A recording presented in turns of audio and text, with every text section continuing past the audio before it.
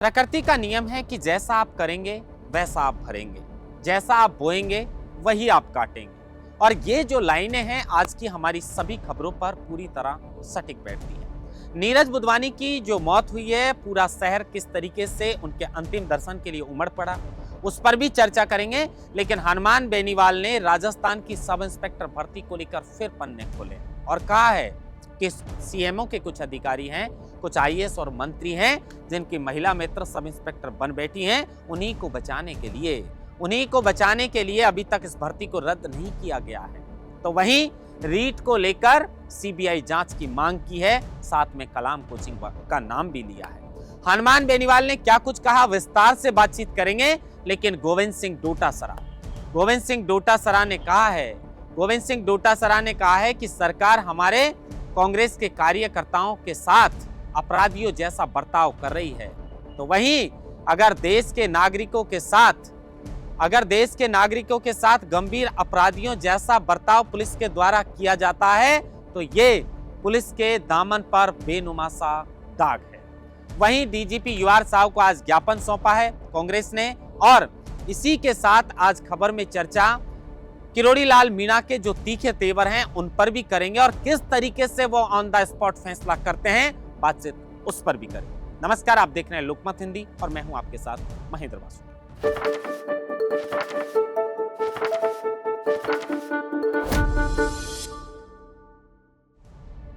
सबसे पहले आज की खबर की शुरुआत हम हनुमान बेनीवाल से करेंगे, क्योंकि हनुमान बेनीवाल ने जिस तरीके से पहलगांव के अंदर कह सकते हैं कि ये कायराना हमला हमारे देश के सैलानी हो या हमारे देश के जो लोग हों उन पर किया गया है और इसी को लेकर पूरे देश में रोष भी व्याप्त है, बदले की भावना भी है, लोग खेद भी प्रकट कर रहे हैं। और बदले की भावना को लेकर जिस तरीके से पानी बंद और जो भी खबरें तमाम आ रही हैं पाकिस्तान को लेकर, उसको लेकर कहीं ना कहीं देश जो है वो थोड़ा बहुत खुश भी है कि लोगों से बदला लिया जाना चाहिए कि किस तरीके से हमारे लोगों के साथ कायराना हमला किया है। जयपुर के अंदर नीरज बुधवानी जो हैं उनकी भी इसमें मौत हुई है।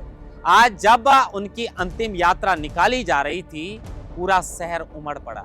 विधानसभा अध्यक्ष हो या फिर राज्यपाल हो, तमाम नेता जो हैं वो नीरज बुधवानी के वहां पर नजर आ रहे थे, श्रद्धांजलि दे रहे थे और परिवार को सांत्वना दे रहे थे। हनुमान बेनीवाल ने इस पूरी घटना को लेकर जमकर जो है वो बरसे हैं, इस कायराना हमले के खिलाफ जमकर बोले हैं। लेकिन साथ में हनुमान बेनीवाल राजस्थान की सब इंस्पेक्टर भर्ती को लेकर भी बरसे हैं। उन्होंने फिर कहा है कि राजस्थान की सब इंस्पेक्टर भर्ती के अंदर कुछ मंत्री, कुछ आईएएस अधिकारी, कुछ सीएमओ के अधिकारी हैं जिनकी महिला मित्र सब इंस्पेक्टर बन बैठी और इसी के लिए उनको बचाने के लिए इस भर्ती को अभी तक रद्द नहीं किया गया है। कलाम कोचिंग का भी नाम ले लिया। तो वहीं रीट को लेकर सीबीआई जांच की मांग की है और साथ में एक मंत्री पर गंभीर आरोप भी हनुमान बेनीवाल ने लगाए हैं। के विश्नोई का नाम लिया है और कहा है कि मंजू विश्नोई और संतोष विश्नोई को 6-6 लाख रुपए में डमी बिठाना था। यह एसओजी के सामने कबूल किया है मंजू विश्नोई और संतोष विश्नोई ने कि 6-6 लाख रुपए की जो है वो डमी बिठाना था। 6 लाख रुपए की जरूरत थी और उसके लिए मंत्री के विश्नोई से 6-6 लाख रुपए लिए गए हैं। यह आरोप हनुमान बेनीवाल ने लगाए हैं। अब राजस्थान के अंदर सब इंस्पेक्टर भर्ती मामले में 101 गिरफ्तारियां फिलहाल अब जैसी जानकारी आ रही है उसके मुताबिक अब तक हो चुकी हैं। उसके बावजूद भी इस भर्ती को रद्द नहीं किया गया है। बड़ी वजह यह भी है कि अगर इस भर्ती को पहले रद्द कर दिया जाता तो जो चेहरे छिपे थे नकाबों के पीछे, उन्हें आखिर उजागर कैसे किया जाता। शुक्रिया एसओजी का जो लगातार इस मामले को लेकर ताबड़तोड़ कार्रवाई कर रही है और एक के बाद एक नए खुलासे भी कर रही है।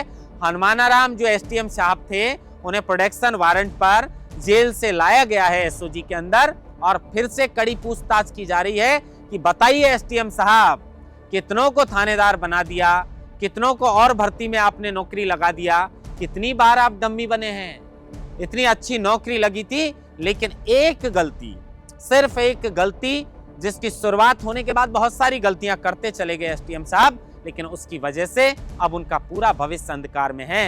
लेकिन सवाल आज राजस्थान की जो युवा हैं और राजस्थान की जो जनता है वो ये पूछती है कि क्या सब इंस्पेक्टर की भर्ती को रद्द किया जाएगा। अब इसी को लेकर हनुमान बेनीवाल ने कहा है कि कुछ लोगों को बचाने के लिए, कुछ लोगों की नौकरियों को बचाने के लिए जो सब इंस्पेक्टर महिला मित्र बन चुकी या उनके लोग बन चुके, उनको बचाने के लिए इस भर्ती को रद्द नहीं किया जा रहा है। लेकिन रीट में सीबीआई जांच की मांग हनुमान बेनीवाल के द्वारा की गई है।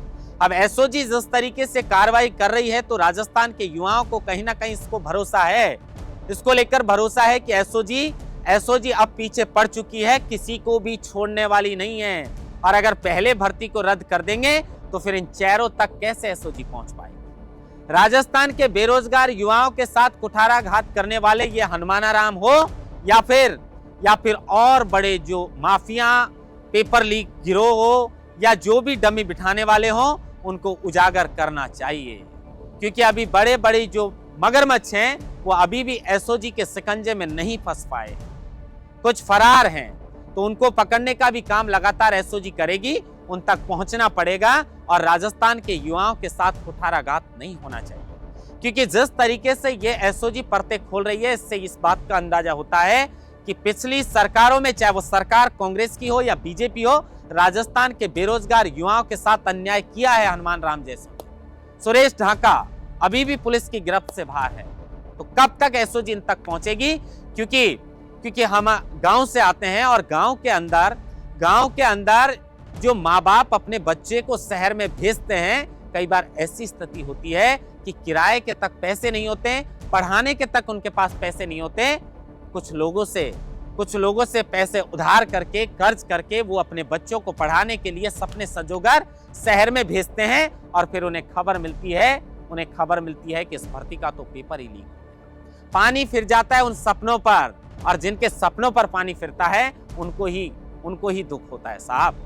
तो इसलिए एसओजी लगातार इस मामले को लेकर जांच कर रही है और राजस्थान के युवाओं को भरोसा है कि जिन्होंने भी इसमें फर्जीवाड़ा किया है, जिस भर्ती में किया है, सबको उजागर करेगी। लेकिन अब इसके अलावा किरोड़ी लाल मीणा को लेकर बात कर लेते हैं। क्योंकि किरोड़ी लाल मीणा जो हैं, वही पहले ऐसे शख्स हैं जिन्होंने सब इंस्पेक्टर भर्ती को लेकर बड़ा दावा किया था कि 500 से ज्यादा फर्जी थानेदार राजस्थान की सब इंस्पेक्टर भर्ती में बन बैठे हैं। और उन्हीं के इस बात को कहने के बाद लगातार इसमें एक के बाद एक जो सब इंस्पेक्टर बने हैं वो अभ्यर्थी हो या फिर जो डमी बने हैं वो एसओजी के शिकंजे में फंसना शुरू हो गई। 859 पदों पर यह भर्ती है और कैबिनेट मंत्री किरोड़ी लाल मीणा ने दावा किया है कि 500 से ज्यादा फर्जी हैं। 101 गिरफ्तारियां अब तक हो चुकी हैं। लेकिन अब किरोड़ी लाल मीणा के जिस तरह के तेवर रहते हैं, तेवर सवाई माधोपुर के अंदर भी देखने को मिले। कुछ दिनों पहले किरोड़ी लाल मीणा ने कहा था कि राजस्थान में खनन माफिया पनप रहे हैं। 8 से 9 करोड़ रुपए जो हैं वो बजरी माफिया रोज की बजरी निकाल रहे हैं। लेकिन मामला हुआ सवाई माधोपुर के श्यामपुरा तिराहे के पास में। ऋषिकेश मीणा, उनकी पुत्री जो है वो प्रिया मीणा के साथ में 2 दिन पहले रिश्तेदारी के अंदर गए थे और जब वो वापस लौट रहे थे तो इन बजरी माफियाओं के दर्जन भर ट्रैक्टरों की चपेट में आने की वजह से ऋषिकेश मीणा की मौत हो जाती है। ग्रामीण धरने पर बैठ जाते हैं।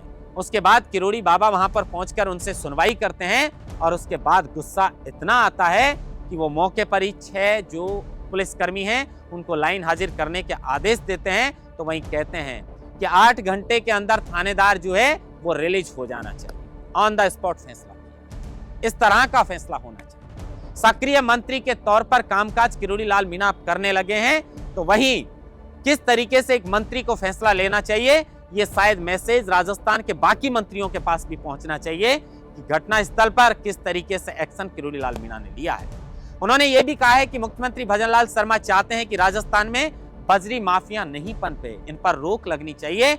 लेकिन स्थानीय जो पुलिस होती है, अभी मैं देख रहा था एक वीडियो अलवर से आया और उसको देख रहा था कि किस तरीके से ट्रैफिक पुलिस वाले रिश्वत ले रहे थे। आमतौर पर पुलिस के इस तरह के वीडियो आते रहते हैं। अब ऐसा नहीं है कि सभी अधिकारी या कर्मचारी भ्रष्ट हो सकते हैं, लेकिन कुछ हैं जिनकी वजह से खाकी पर दाग लगता है और उसी मामले को लेकर किरोड़ी लाल मीणा एक्शन में आए।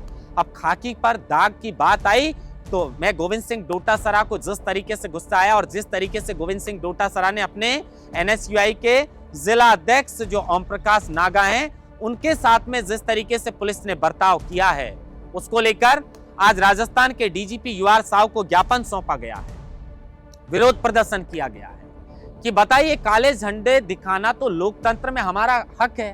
काले झंडे दिखाए जाते हैं, प्रधानमंत्री को काले झंडे दिखा दिए जाते हैं। सीकर में मुख्यमंत्री भजनलाल शर्मा की गाड़ी के आगे काले झंडे लेकर जो शख्स दौड़ा था और उसके बाद ओम प्रकाश नागा के साथ जिस तरीके का बर्ताव किया गया था, मारपीट की गई थी और मारपीट का वीडियो सीएमओ में बैठे अधिकारी के पास ये बताने के लिए भेजा गया कि इसके साथ में क्या सलूक किया गया। ये लोकतंत्र की हत्या है, ये लोकतंत्र की हत्या है। और ये जिस तरीके से गंभीर और बड़े अपराधियों जैसा बर्ताव किया जा रहा है, गोविंद सिंह डोटासरा ने यह भी कहा है, ये खाकी पर बेनुमा सा दाग है।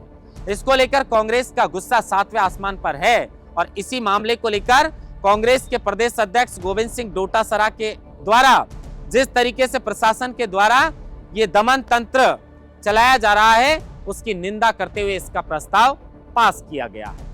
देखना यह होगा, क्योंकि यूआर साव से भी मिले हैं कांग्रेस के नेता, उसमें टीकाराम जूली भी थे, बाकी नेता भी थे, प्रदेश अध्यक्ष गोविंद सिंह डोटासरा भी थे और बड़ी शिकायत की है गोविंद सिंह डोटासरा ने कि आप बताओ, जब बड़े पुलिस अधिकारियों को नेता प्रतिपक्ष फोन करे, उनका फोन नहीं उठाया जाता, सीएमओ में बैठे अधिकारी उनका फोन नहीं उठाते, तो हम क्या उम्मीद करें। अगर कोई बड़ी घटना होती है और नेता प्रतिपक्ष जैसे बड़े पद पर बैठा व्यक्ति अगर फोन करता है सीएमओ के अंदर, उनका फोन नहीं उठाया जाता, तो ये गलत बात है। और इसी को लेकर आज कांग्रेस ने विरोध प्रदर्शन किया है, ज्ञापन भी सौंपा है। और जिस तरीके से कांग्रेस के एनएसयूआई के जो जिला अध्यक्ष हैं ओम प्रकाश नागा, उनके साथ में जो बर्ताव किया है, उसकी कड़ी निंदा कांग्रेस की ओर से की गई है। अब इसके अलावा अगर हम नीरज बुधवानी की बात करें, तो आज जिस तरीके से जम्मू कश्मीर के पहलगांव के अंदर यह हमला हुआ, जब इसकी खबरें आई थी तो हर भारतीय की आंखें